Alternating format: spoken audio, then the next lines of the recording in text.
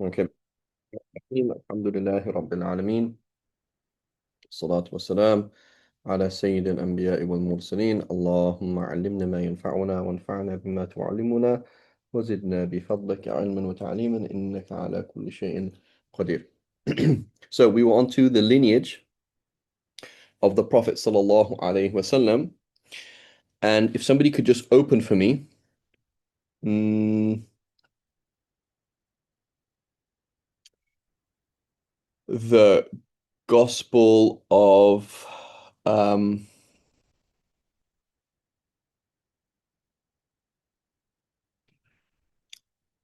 it could be the Gospel of John.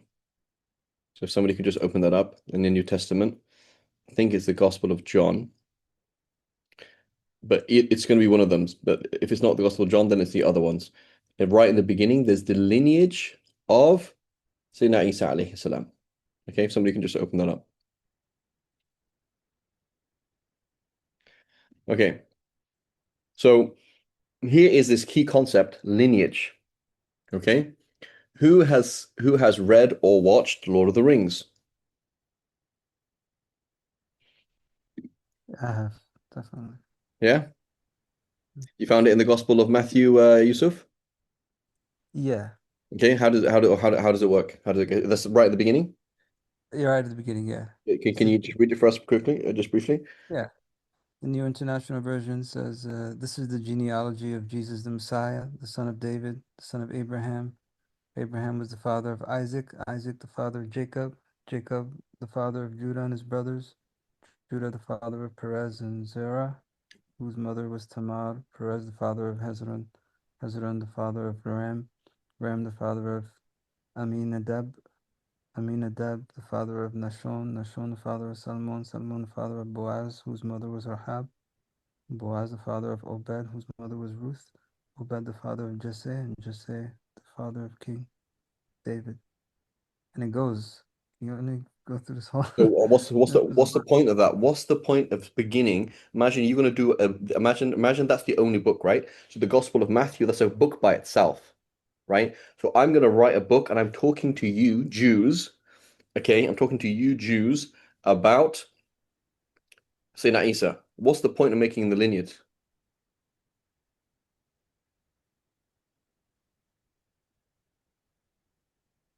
What does lineage even mean?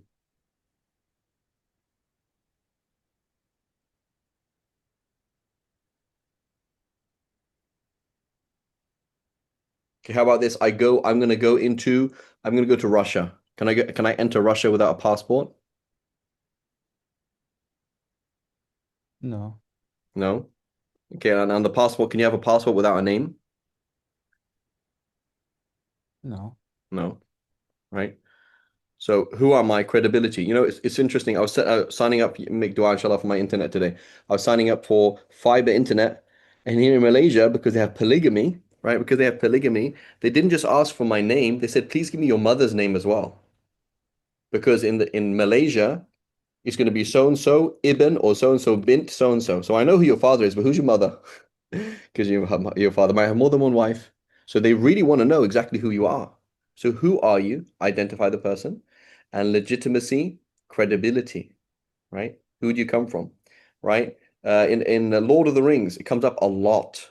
This theme comes up a lot.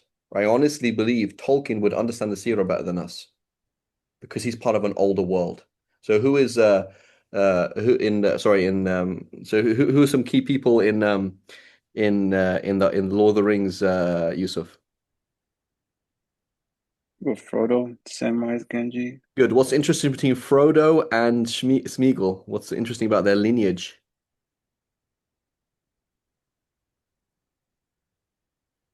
Oh, yeah, Smeagol was a hobbit, right? Exactly. So like, oh man, that is what we call Chekhov's what's it called? Gun. You know, Chekhov's gun? The idea that there's a connection, that connection has to come out. So it's like this very, very important connection between Gollum and Bilbo and Gollum and Frodo, right? And how it all ties together. It has to tie together, right? His roots have to come back somewhere. There's a plan, right? The ring chooses people and does these things. It's really very, there's, in Lord of the Rings, it's like very, very overt Tawheed, right? The author is like a devout Catholic, right? He's from Birmingham, but a devout Catholic. It's very much like that. Qada and Qadr is all there, right? It's really important. Read the Silmarillion, the beginning of Silmarillion, amazing, amazing explanation of Qada and Qadr, really, really good. So everybody is so and so, right? Okay, but what about Bilbo's great aunt or something like that? Who was she? Like Belladonna Took or something like that. No, asking, Yeah, I don't recall. going too far. But Okay. anyway, so she has. So basically, Gandalf taps into Bilbo's lineage. Habibi, it's in your blood. I know you. There's something that you don't want this dunya, like this pointless dunya. Like, oh, you just, I'm well established. It's like I want something higher, right? He knows it's in you. That's very important, right? Bani Adam, right? Are we the sons of Adam or the tribe of Adam? That means I don't say, oh, look at that Yemeni, look at that Bengali, right? We are one tribe, right? So that tribal thing is very important. So in Lord of the Rings, you have so people. What about Aragorn? So who's Aragorn? Does he have a lineage? Yeah, he was a Right? man, Heir to the throne of Gondor, ranger. right? Yeah. Right? So it's like, oh man, that's important. Where do you come from? Right? Where do you come from? So you see it with Aragorn. What about Thorin?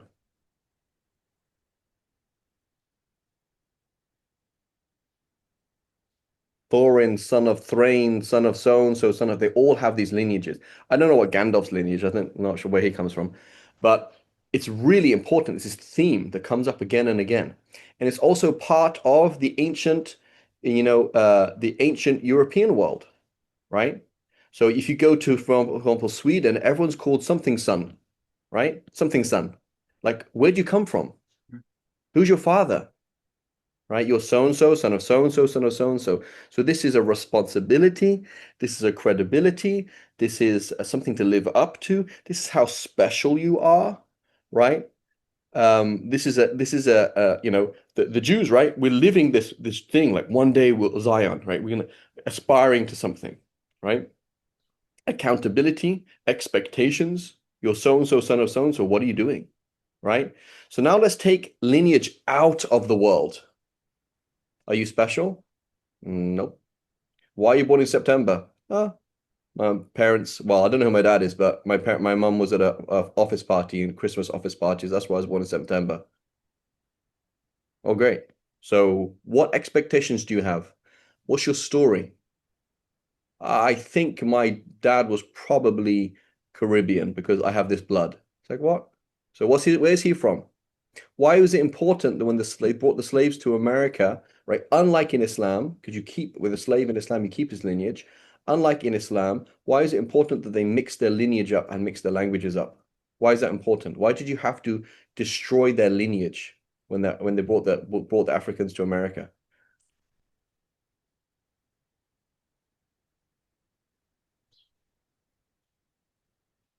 So, you know, I didn't want them to know their origins. I guess Right? gives You them don't know your some origins, pride, or right? Lose identity, right?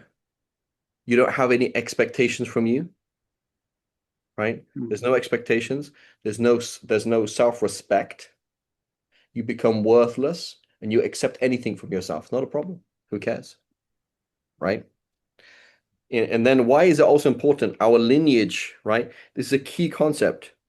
Your lineage, right, in the scientism world is goes back to apes. It's very important, right? Like they didn't really hit me, right? Okay, we know, oh, evolution, evolution. That means you're living up to nothing. Like your forefathers were animals. So what do you, as opposed to, وَلَقَدْ كَرَّمْنَا بَنِي Adam. Allah subhanahu wa ta'ala says, well, but Allah swears. He says, we have most certainly honored, وَمَا لَنَا مِنَ الْعَظَمَةِ, in our greatness, we have indeed ennobled the clan and the descendants of Adam, right? So are you the Shahzada? the prince of the universe, heir to the throne of Tawheed, or are you just an accident, son of an accident, son of an accident? You understand?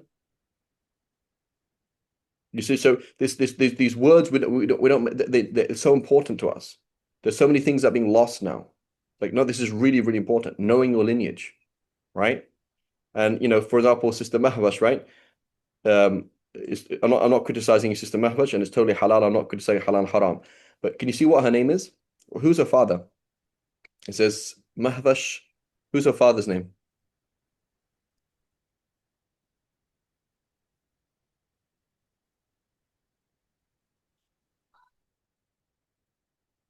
So notice that Sister Mahvash is Pakistani, right? So in Pakistan, they have a tradition, which goes back to a Hindu tradition, which is your identity is the identity of your husband. English culture, the same thing, right? It's fine, Sister Mahvash. I'm not saying it's haram. I'm not saying anything. I'm just we're talking about, right? Like in the past in England, my wife, she would be named Mrs. Fareed Dingle. The letter would be addressed to Mr. and Mrs. Fareed Dingle, right? Whereas no, she is so and so bint Rahman ad-Din. So and so on Judgment Day, her name will be Mahvash bint so and so.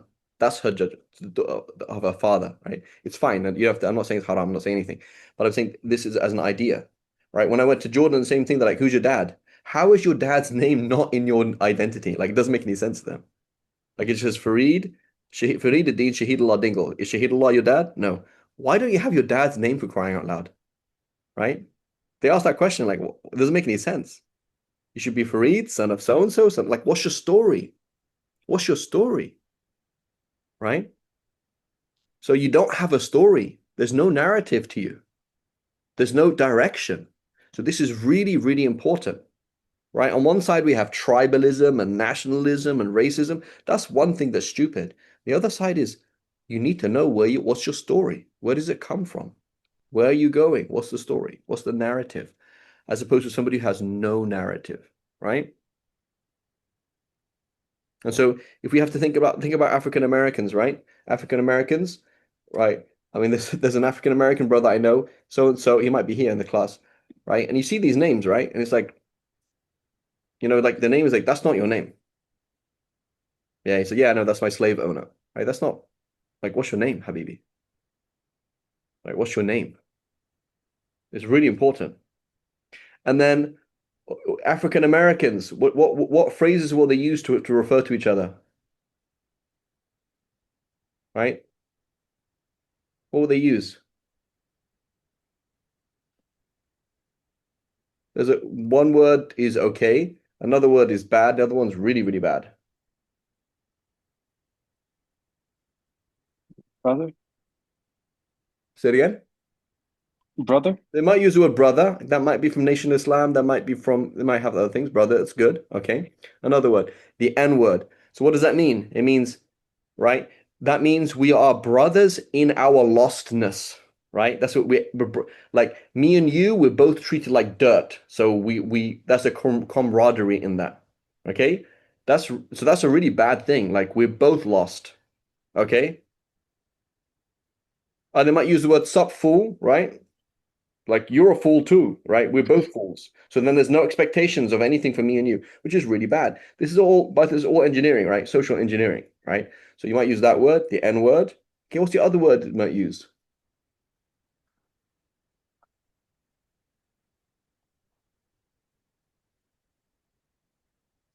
Son? Might use the word son, yeah. Yeah, Boy. especially yeah, boy, you might use that word. Boy as well, where does that come from? Slavery, right? Mm.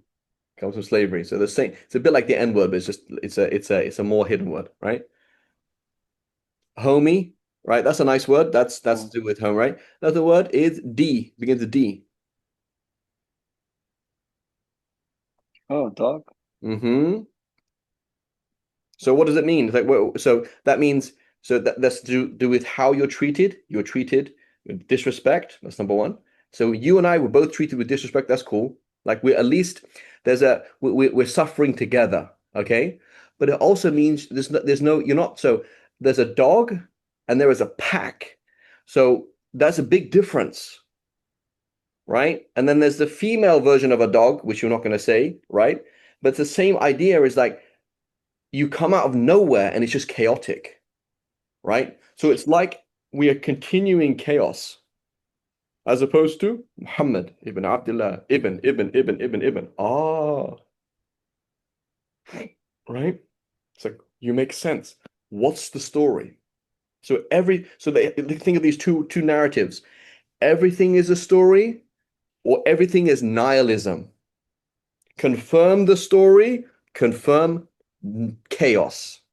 Can you see that? So these seem like small things, right? Very small things, but they're not small. It's huge, right? And that's again one of the importance with Tolkien and C.S. Lewis and other people of his time is they were trying to fight a crazy world.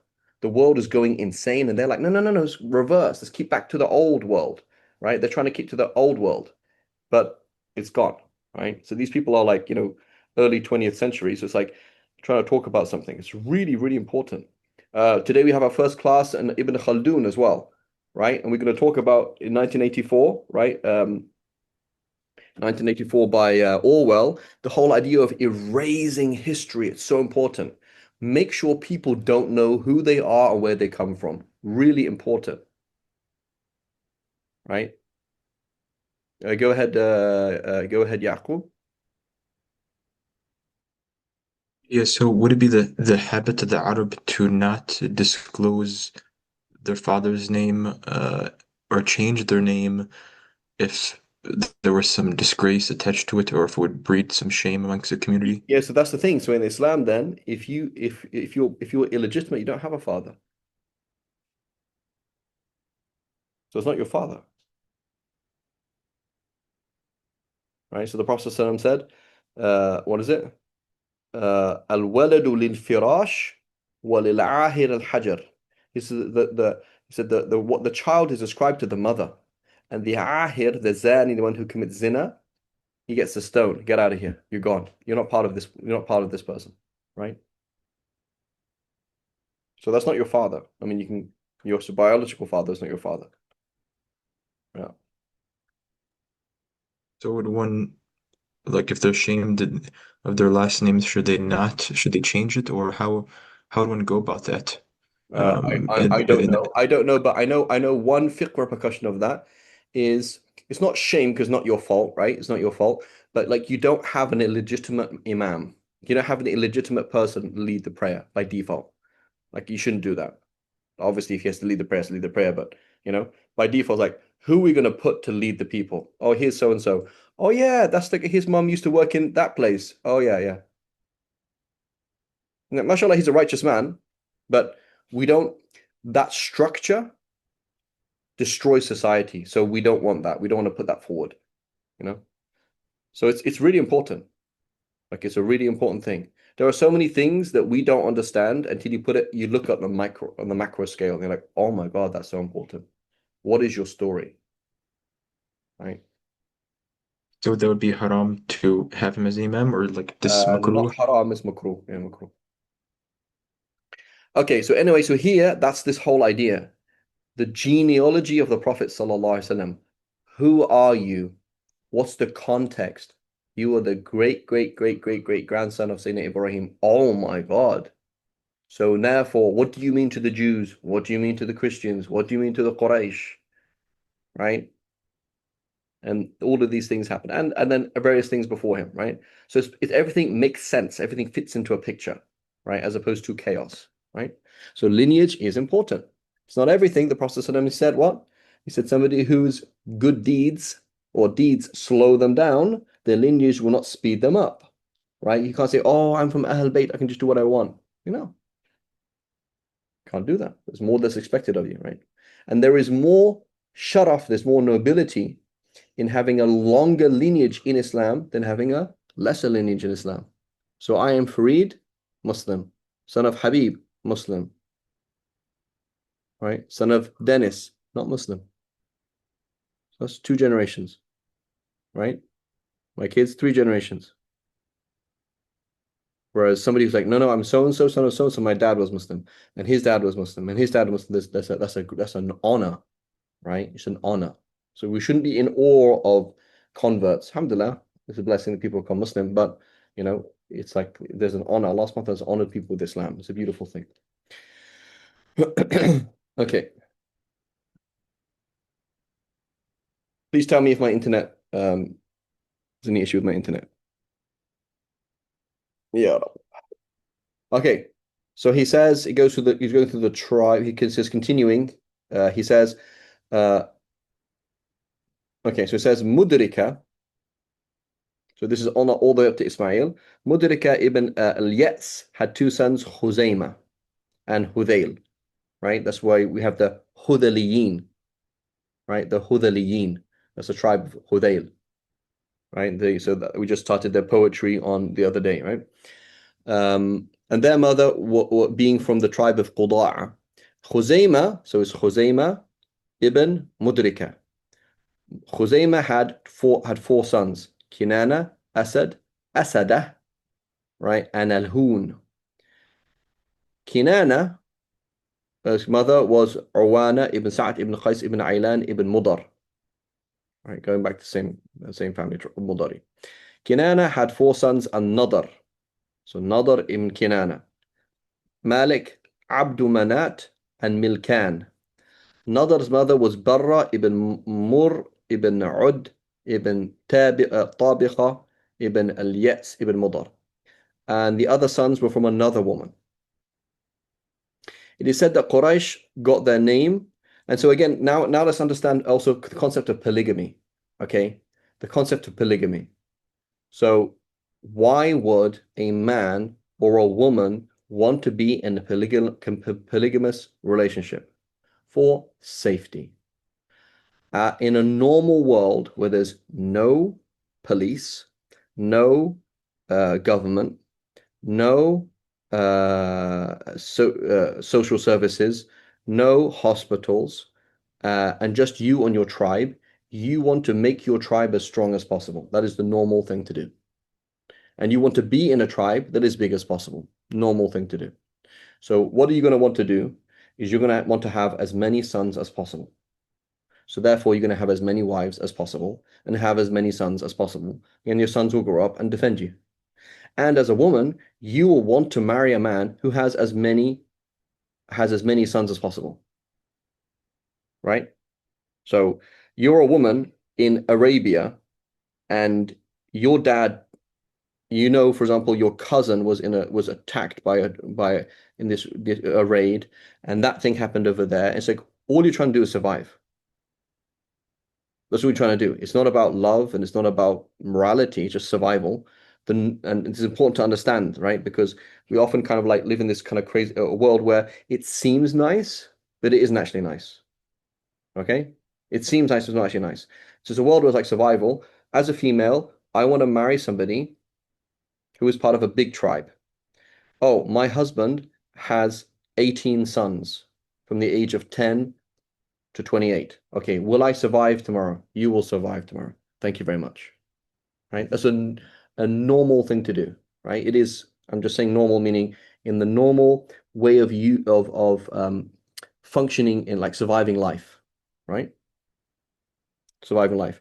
Today, as well, we see a slightly different version of it, right? Is why are wealthy men attractive, right? For a woman, why would a wealthy man be attractive? Like not in terms of why and in a fitri way. Why is that attractive?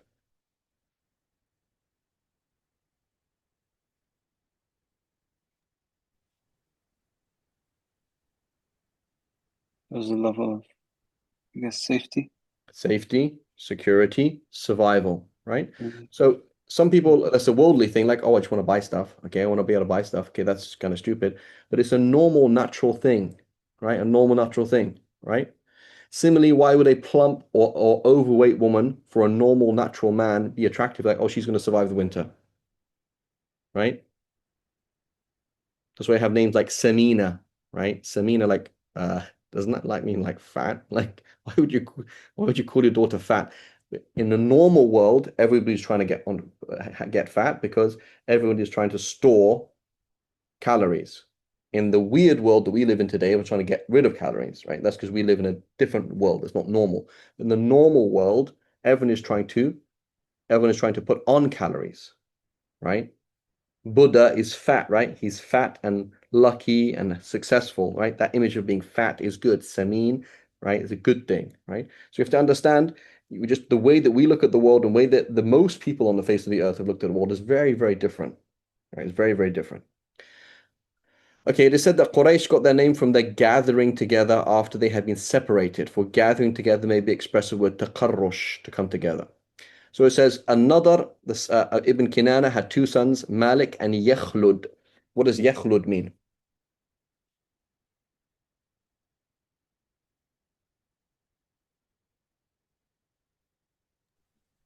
Persist, like forever. Yeah. So you named your child, he will live forever. Why did you name your child, he will live forever?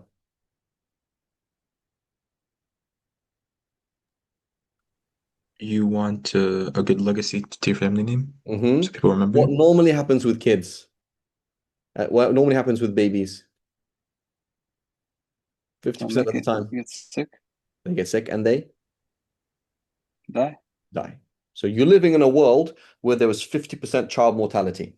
That's the world you live in, right? Children are born and they die. Children are born and they die. They teeth, they die. They get stung, they die. There's not enough food, they die. It's normal. So you name your children, right? You name your children things like that. Aisha, the one who will survive. Yakhlud, the one who will live forever. Ya'mur, he'll live for a long time. Yazid, he'll increase. Omar, he'll live for a long time. Malik, he will own things, right? So you have to understand the normal world, the normal functioning on planet Earth is survival mode. That's normal people. We live at the tail end of this like super developed, super wealthy thing. We are, who knows, tail end of certain civilizations, right? Where we're just used to a ridiculous amount of wealth and luxury. So that's why we in the West can afford to be homosexual because you don't need to have children to survive, right? In fact, it'd be cheaper not to have kids, right? Like you don't benefit really from having kids. Whereas a normal world, this is your tribe. So you'll need to have as many kids as possible, and particularly sons, because they will protect you, right? So we have to keep these themes in mind, right? Uh,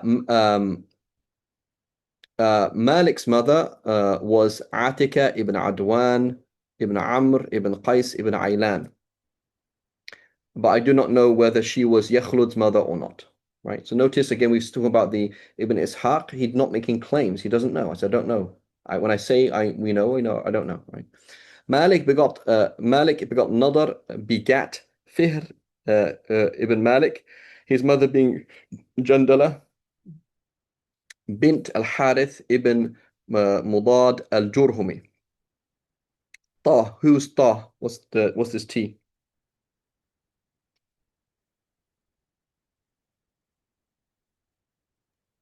Nobody. Tabari, right? So if we remind ourselves, we have the original book, right? Which is Ibn Ishaq. We don't have that, and we have versions of it. So in the 3rd century, Ibn Jarir al-Tabari, the great Shafi'i mujtahid, he's writing a book of the world, and he's taking the content he's narrating Ibn Ishaq through, I think, two people between him and Ibn Ishaq, and he's narrating the content. So we can compare the content that Tabari has and the content that Ibn Hisham has and compare. And here we see, oh, Tabari has more information than Tabari on this particular issue. He says here there was a war between Fihr and Hassan ibn Abdul Kalal ibn Mathub Dhu Hurath al-Hamyari, who had come from the Yemen with the tribe from the Yemen with the tribes meaning to take back to Yemen the stones of the Kaaba so as to divert the pilgrimage to Yemen. He got so far as da da da da da. There's a whole story there, right? So now it says Fihr, who is Quraysh. So Fihr is Quraysh. When we say Qurashi, that means is Fihr. Begat 4 sons. Ghalib, Muharib, Harith, and Asad. What do these mean, Yusuf? Ghalib, The person who wins, the يغلب. one who wins. Oh, Muharib, fighter, fighter. warrior, Harith, digger, the one who plows. plower. Yeah. Asad, Lion. Lion, right? So giving you are basically you're sending your kid. This is like effective. Like I want my kids to go to Eton and or the Ivy League, and then go to like Harvard and Oxford. I want all my kids to be well set up. So you give them powerful names, right? Right? These are these names are given. Their mother being Layla bint Sa'd ibn Hudayl ibn Mudrika. Ghalib ibn Fihr had two sons, Lu'ay and Taym. Their mother being Salma bint Amr al-Khuza'i. Taym were called Banul Adram. Lu'ay ibn Ghalib had four sons, Ka'b. So Ka'b ibn Lu'ay ibn Ghalib ibn Fihr, right? Ka'b, Amir, Sama, and Auf. And the mother of the first three was Mawiyah, right? So she's called Mawiyah, means oasis. Bint Ka'b ibn Qayn ibn Jasr ibn Quda'a. So the story of Sama. So Samuel went forth to Oman and remained there. It is said that Amr ibn Lu'ay drove him out because there was a quarrel between them, and Sama knocked out Amir's eye. In fear of Amir, he went to Oman. The story goes that while Sama was riding on his she-camel, she lowered, where are we? She lowered her head to graze, and a snake sneezed her by the lip and forced her uh, downwards until she fell on her side. Then the snake bit Sama so that he died. The story goes as following. So now he's just saying, backing up. And so this is the other thing then. Again, Lord of the Rings, there's this things there's just really, a lot of things I had a kind of connection with it as a child, then I came back to it and saw things in it. One thing you note, particularly when you read the book, not the film, read the book, every place has a story. So every person has a story, every place has a story. So they're going to be going through some place and they stop there. This is a blessed place. And the story goes following. So then there is a song. So with every single place and person, there is a story and a song. Okay? Think about native Indians, right? How did you even get your name? Oh, this is the where it comes from. This place, what did he used to do here? A story and a song that goes every single place, right? Now let's imagine a person and a place. There's no story and there's no song. There's nothing. It's empty, right?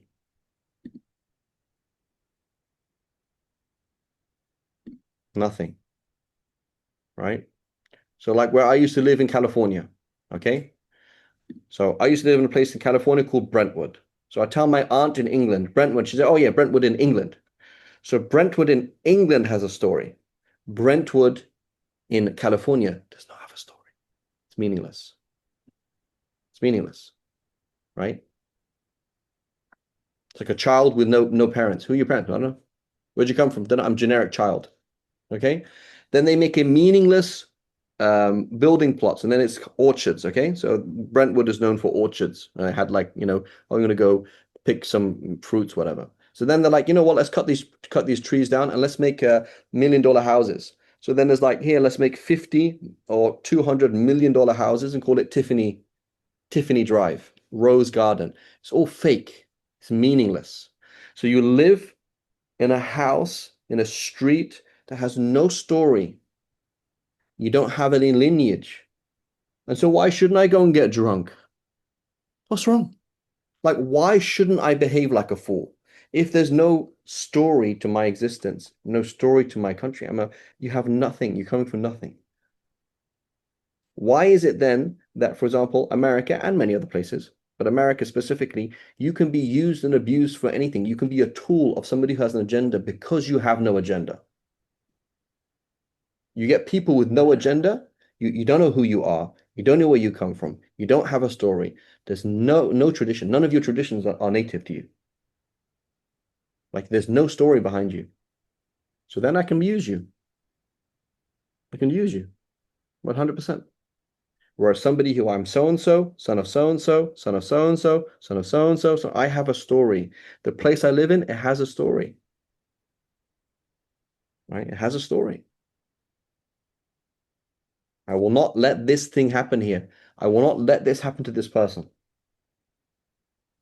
because there's a story behind them. Where do they come from? But can you see? Story, meaning, meaning, sacred. No story, no meaning. No meaning, pointless. Who cares? It doesn't matter. What's wrong with swearing? It's okay. No. Where does it come from? Right?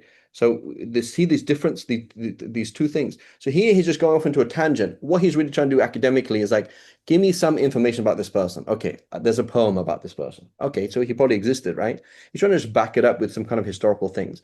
But what it means is every single place and every single person has a story, has a song, has a phrase.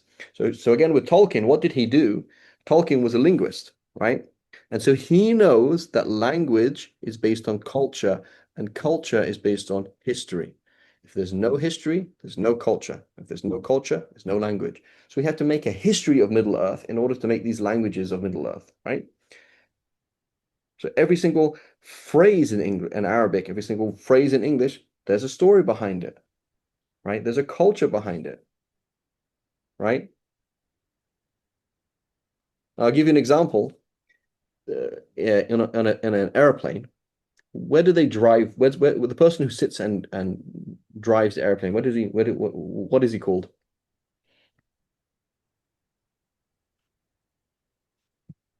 Pilot?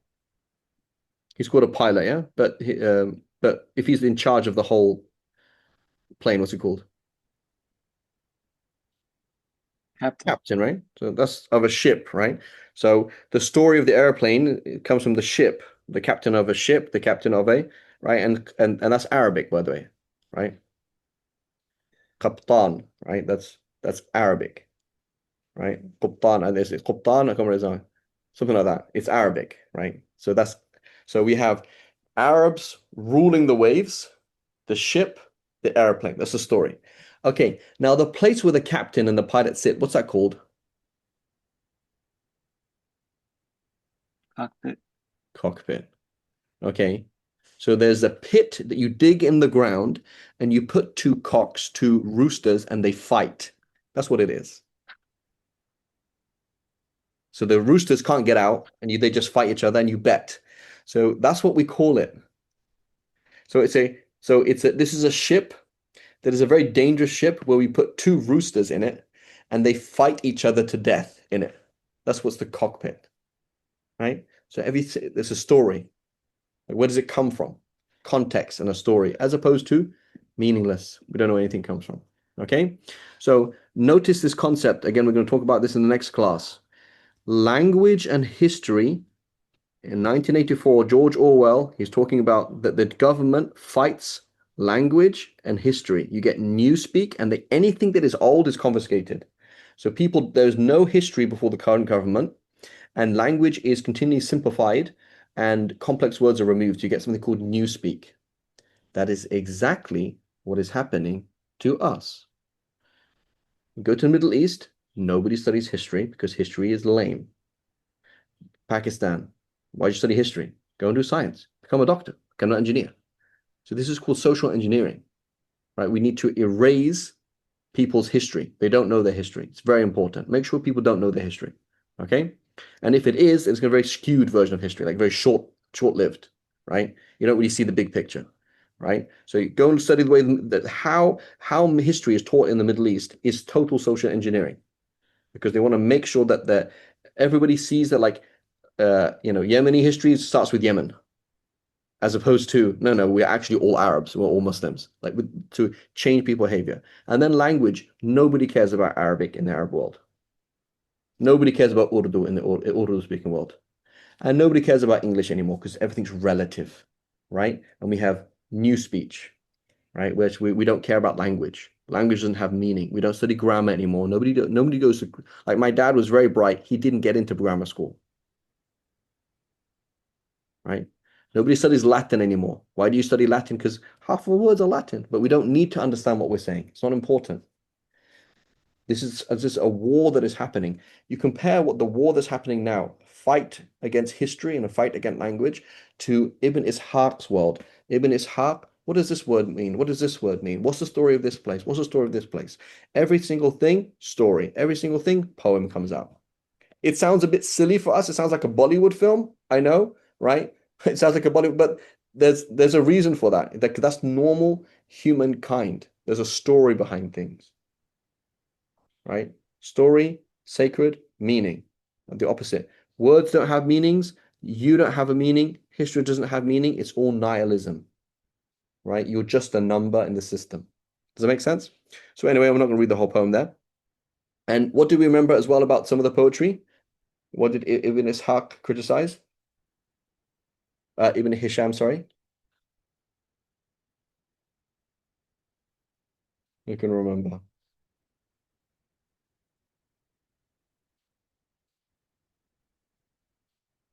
So Ibn Hisham, when he did his rendition, he edited and tweaked the Sira of Ibn Ishaq. He said something about the poetry.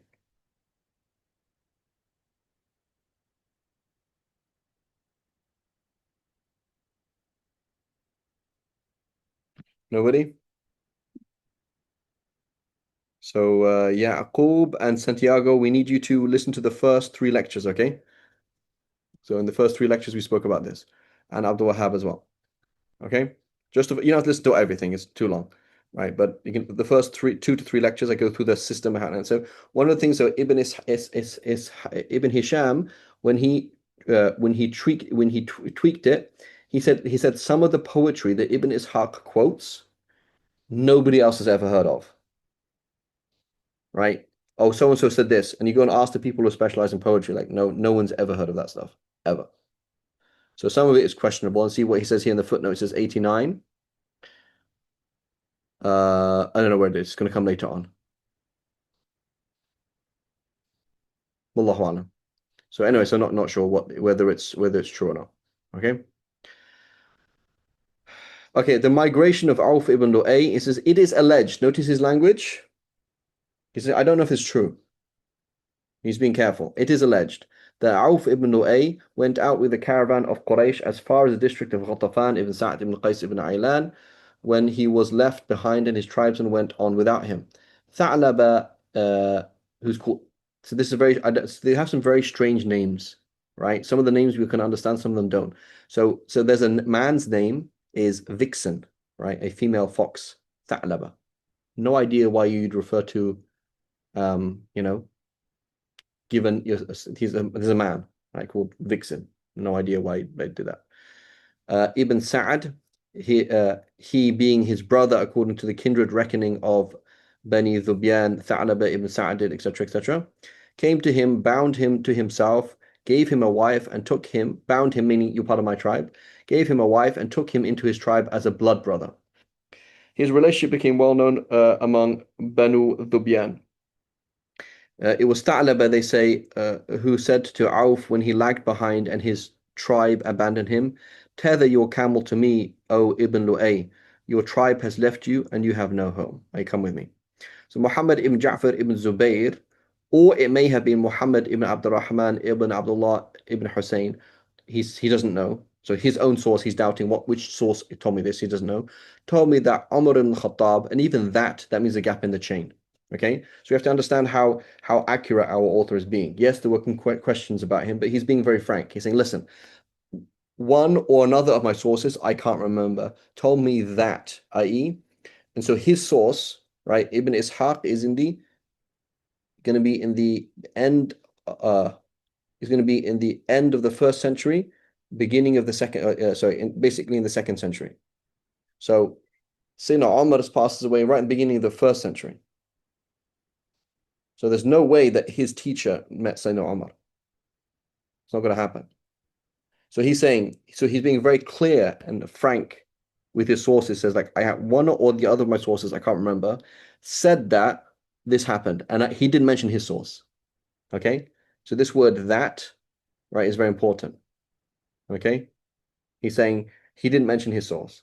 Allegedly, Umar ibn Khattab said, if I were to claim to belong to any tribe of the Arabs, or want to attach them to us, I would claim to belong to Bani Murra ibn Auf. We know that among them there are men like ourselves. We know too where that man went, etc., meaning Auf ibn Lu'ay. In the genealogy of Ghatafan, that's another tribe, he huh? He is, sorry, here we go. Nurra ibn Auf ibn Sa'ad ibn Dhubyan ibn Baghid, right, which means the hated. Very strange name. Ibn Raith ibn Ghatafan.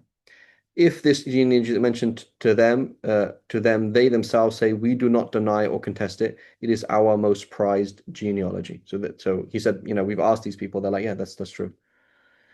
Harith ibn Zalim ibn Jathima ibn Yarbu', one of Bani Murra ibn Auf, when he fled from Nu'man ibn Mundhir and clave to Quraysh, he mentioned this name again, right? So he's going through all these different things here. Try and skip some of this.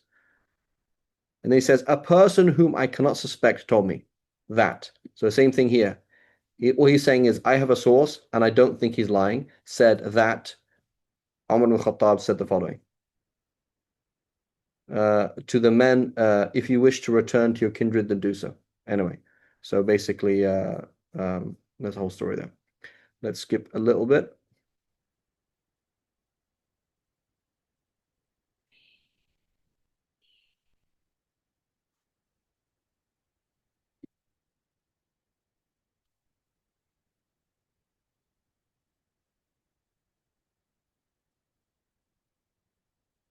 Um,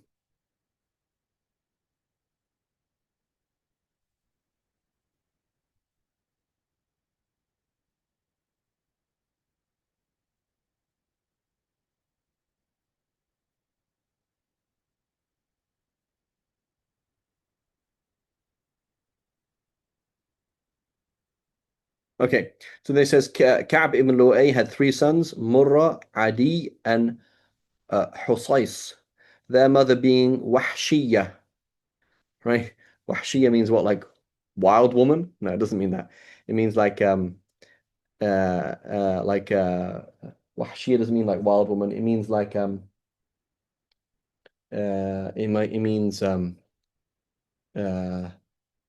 it's like a type of wild ass, wild donkey, right? Wahshiyah, right? Himar al-Wahsh is a wild. Ibn Shayban, Ibn Muharib, Ibn Fihr, right? So they're like her cousins on that. So Murra ibn Ka'b. So now we have Ka'b ibn Murra ibn Lu'ay, right? Had three sons, Kilab, Tame, and Yaqadha, right? So why would you name your son? Why would you name your son Dogs? Kilab means dogs. Why would you name your son Dogs?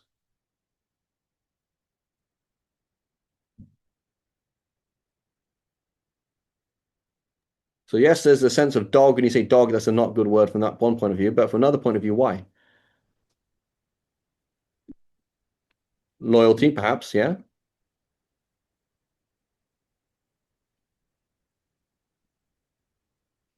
Is it tough or is it soft? It's tough. Yeah, it's a tough one, right? Allahu alam. Kilab was Hind ibn Surayr bint Surayr عفوا bint Tha'laba ibn Tha'laba ibn Harith ibn Fihr ibn Malik. Right, so again they're going to their cousins. Yaqada's mother was Bariqiyah, a woman of Bariq of Asd of Yemen. So just a side point for those people, particularly Talib Ilm, there's these three tribe names that we have to know. Asd, Azd, and Asad. So frequently they're mixed up. Al-Asdi, Al-Asadi, and Al-Azdi, right? So here it's talking about Al-Azd, and this is Al-Asd. So the issue is they often pronounce the same. Azd and Asd, right? So Asad, Asd, and etc. Some say that she was the mother of Tame. Others say Tame's mother was Hind ibn Surayr, the mother of Kilab. Allahu Alam. So Kilab ibn Murrah had two sons, Qusay and Zuhra. Their mother being Fatima bint Sa'ad ibn Sayal one of Bani Jadara of Ju'tham of the Azd of Yemen. So notice Est of Yemen and the Azd of Yemen, not the same tribe. Allies of the of Bani Dil, Bakr ibn Abd Manaf ibn Kinana. And then he mentions a poem, etc. And he says Qusay ibn Kilab had 4 sons and 2 daughters. Abd Manaf, Abdul Dar, Abdul Uzza, Abdul Qusay, and Takhmur. I don't know what that means. Takhmur. And Barra. Their mothers were Hubba bint Hulayl bint Habashiyya ibn Habashiyya ibn Salul ibn Ka'b ibn Amr ibn Khuza'i. Abdul Manaf, whose name was Al-Mughira. Ibn Qusay had 4 sons, Hashim, Abdul Shams, Abdul Muttalib, their mother being Atika bint Murra ibn Hilal ibn Falij ibn Dhakwan ibn Tha'laba ibn Buhtha ibn Sulaim ibn Mansur ibn Akrima ibn An-Nawfal, whose mother was Waqida bint Amr al-Maziniya, i.e. Mazin, she's from the tribe of Mazin, bint ibn Mansur ibn Akrima. Okay, so now we're getting to the digging of the Zamzam. Inshallah, we'll continue this next week. Wa sallallahu ala sayyidina Muhammad wa ala alihi wa sahbihi. So I had to review a few things this time, but we always keep them reminding these concepts, right? There's many things that aren't when we discuss in this book is really nothing to do with Sira proper. It is to do with normal planet Earth and post-industrial revolution planet Earth. Very different worlds, right?